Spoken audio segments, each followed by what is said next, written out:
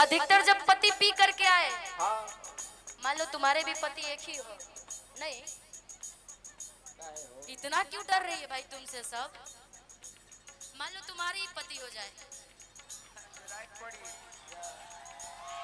अगर उस सही मान गए तो गड़बड़ हो जाएगी।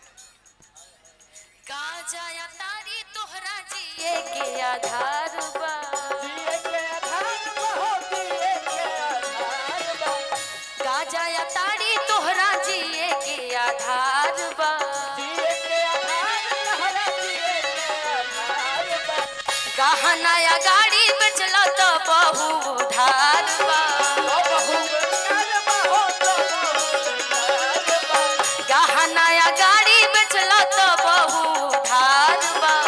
बहू उधार बहो तो बहू उधार बा। और और क्या? तुम्हारी भी पति एक ही है, हाँ। ये लग रहा है घर वाली बाहर वाली हाल हो गया है। हाँ। सब कोई किनको पीछे कहाँ कोई बैठा हुआ है? ये ओहो ये सब नहीं चल बो भाई, ये नहीं चलता है, नहीं चलता है, मान लो साली हो जाएगी। आओ आओ आगे आओ। गहना या गुड़िया बेचला तो बहु उधार बा, गहना या गुड़िया बेचला तो बहु उधार बा,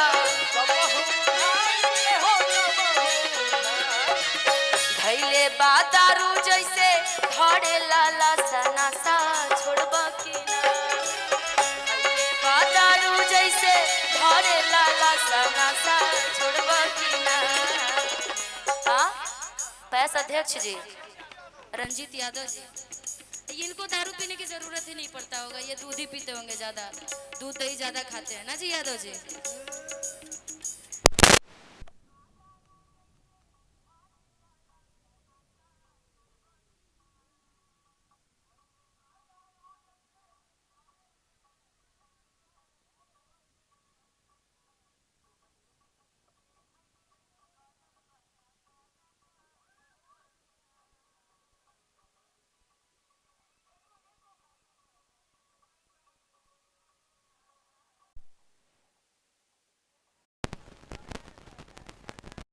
छोड़बा की ना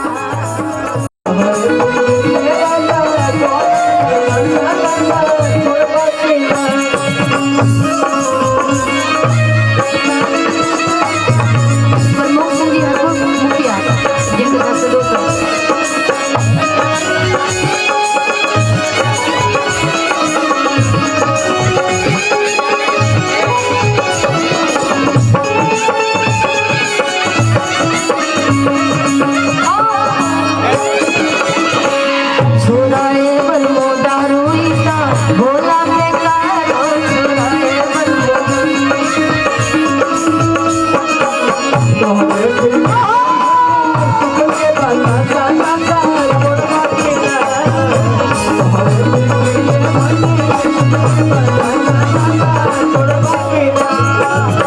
दिन भर घूमेला तू एने ओने जाई के, खेलेला तू तासा रोज घर में बोलाई के, घूमेला तू एने ओने रोजे रोजे जाई के, खेलेला तू तासा रोज घर में बोलाई के,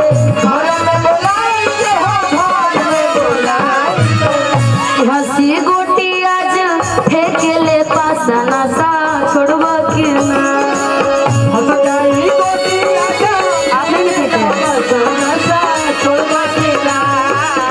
हंसी हंसी फेंकेले रोजे नो पासना सा